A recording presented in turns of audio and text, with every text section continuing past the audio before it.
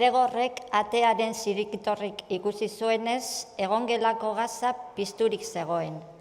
Ordu honetan, aita arratsaldeko egunkaria irakurtzen ari zitzaion amari, eta batzuetan arrebari ere bai, baina orain ez zegoen inongo hotsik. Arrebak beti idazten zion irakurraldi haien berri emanez, baina agian ohitura galdu zuten azkenaldian.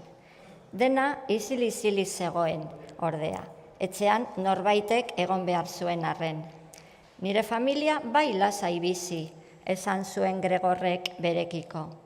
Eta bere aurreko ilunpeari adi-adi begira harro sentitu zen gurasoi eta arrebari halako bizi modua eman ahal zielako, hain etxe ederrean. Zer egin orain baina, bake, erosotasun eta zorion argustiak beldurgarria amaitu behar bazuen?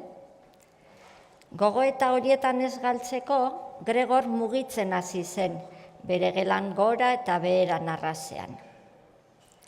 Ilunabar luze hartan behin zabaldu zen alde bateko atearen zirrikitoa, ondoren bestea, eta berehala itxi.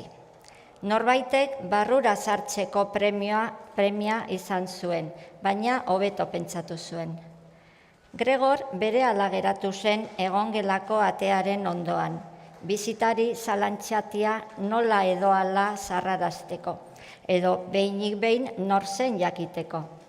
Baina atea ez zen gehiago ireki, eta Gregor alferrik egon zen zain. Goizean, ateak giltza zitxita zudenean, denek sartu nahi izan zuten berarengana. Orain, baina, berak ate bat ireki eta bestea egunean zehar irekita zuten arren, inor ez zetorren. Eta giltzak kanpotik zeuden.